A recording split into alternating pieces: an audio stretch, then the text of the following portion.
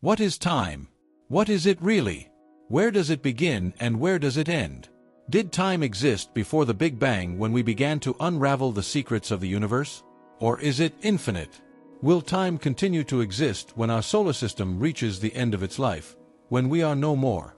Is time something that flows in a straight line, independent of everything, all of us and even space? According to the fathers of classical physics, Galileo and Newton, yes. According to them, time was absolute, unchanging and constant, flowing independently of everything else. Especially when you think of absolute time, everyone thinks of Newton. But there was a young man who worked in a small patent office in the city of Bern. Yes, remember him? Albert Einstein. Do you know what he wrote in his diary?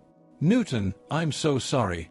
Newton, Descartes, Galileo, Maxwell, and dozens of other scientists who left their mark on history.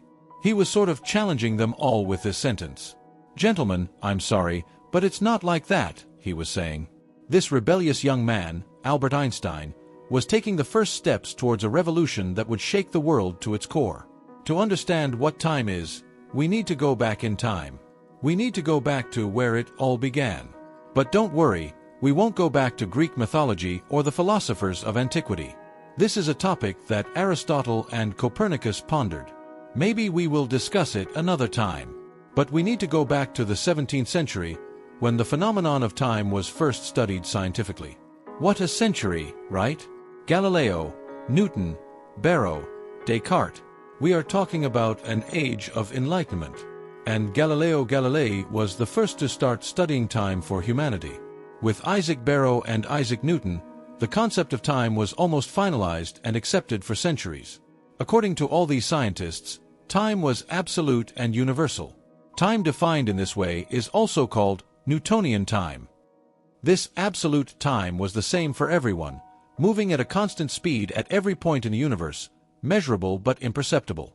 For Newton, time and space were completely separate elements of objective reality, and even if nothing remained in the universe, time would continue to exist on its own.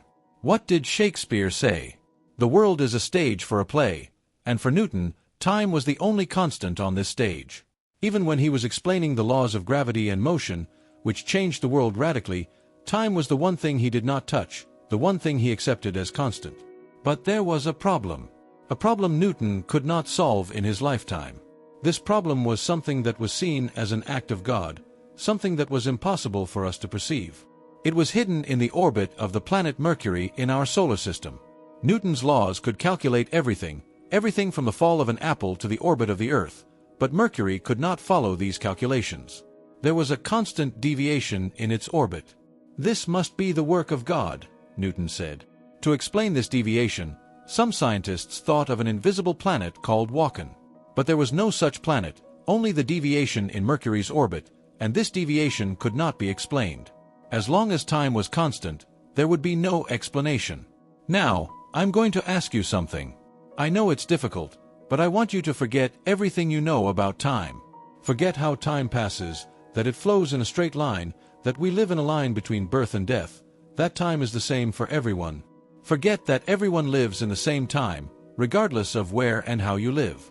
Because we need to completely destroy this perception. Because it is wrong. It's all wrong.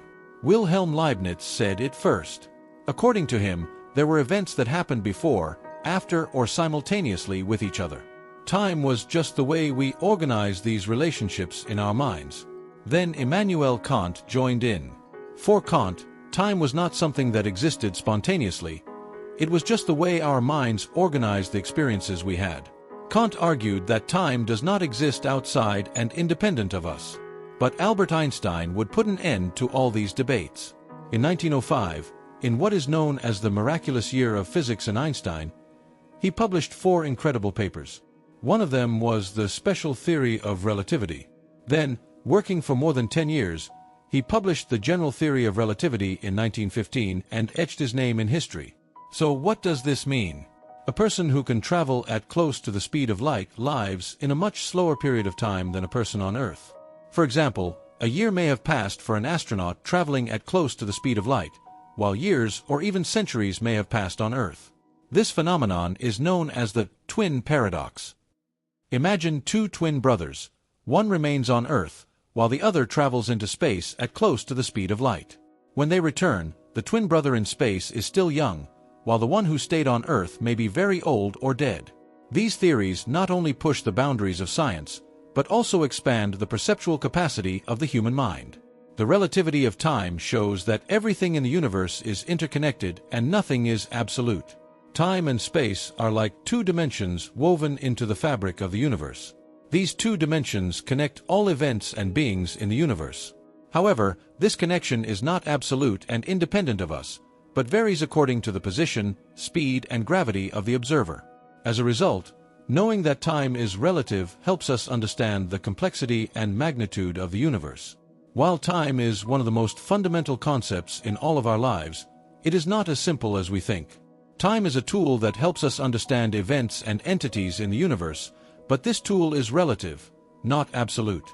Einstein's theory of relativity has revolutionized not only physics, but also human history and the way we understand the universe. In the future, perhaps we will understand the nature of time and space even more deeply.